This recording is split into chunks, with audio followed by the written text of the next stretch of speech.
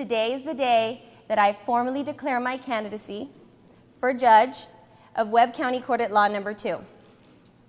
Thank you.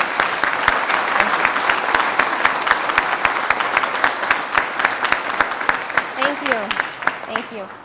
When I was 6 years old, my second grade teacher asked us to write an essay about what we wanted to be when we grew up.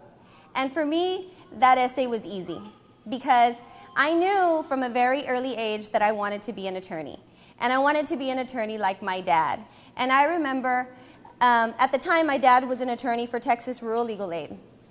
And so at a very, very early age, I was exposed to how important it is to be engaged in public service. And I was very well aware that my father was providing legal services to people who wouldn't otherwise have the money to hire an attorney. And so I want to thank my dad for instilling in me at an early age that sense of community and that desire to serve the public. So thank you, Dad.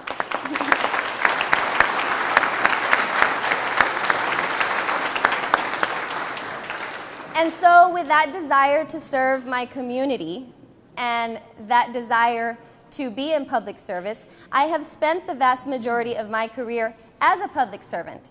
First as an assistant district attorney under former district attorney Joe Rubio and current district attorney Isidro Alanis, who both entrusted me with very important leadership positions in their offices. And I thank them for helping to shape me into the attorney that I am today.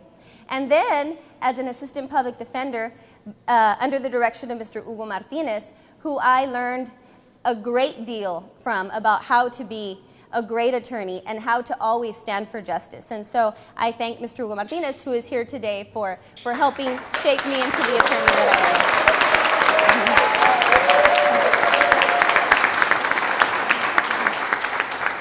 am. People ask me, why are you running for judge of County Court Number 2?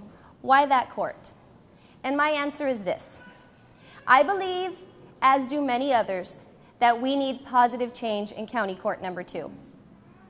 And so the next question, thank you.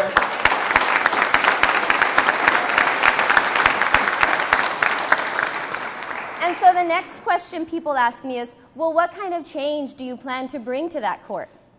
And this is what I tell them.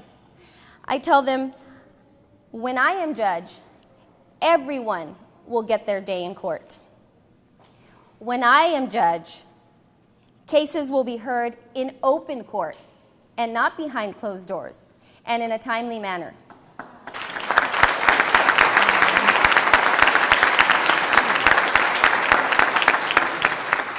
When I am judge, I will not be afraid to make decisions.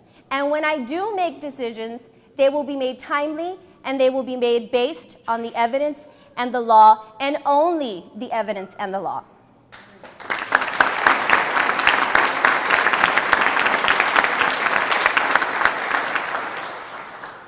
And also, something that's very near and dear to my heart, because I've been a committee member for the drug court program, I have seen how drugs rip families apart, how drugs destroy marriages, destroy homes.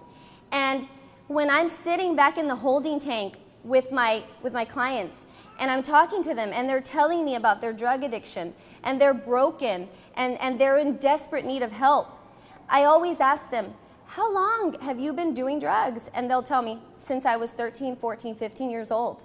And then I'll ask them, well, did you go through the juvenile system? And they'll almost always tell me yes. And then I'll ask them, okay, well, if you had this problem back then, did you get any services? And they'll always tell me no. And I'll say, why?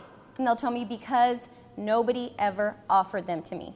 And so now, as a drug court program committee member, I know how important it is to have a judge who is willing to take the initiative to implement programs that will combat drug addiction and that will give our children and everybody a better future in this community. And that's what I want to do as judge.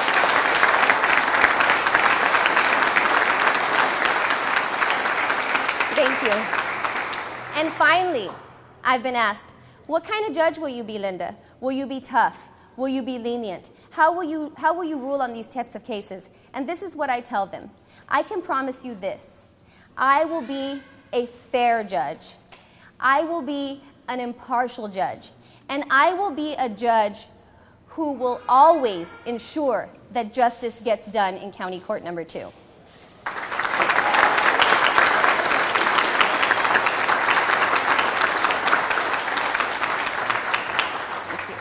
And so in the coming weeks and the coming months, and up until March 4th, 2014, I will be spreading my message throughout the community, and I ask that you help me to do the same, because it's time for change, and it's time for change in County Court 2.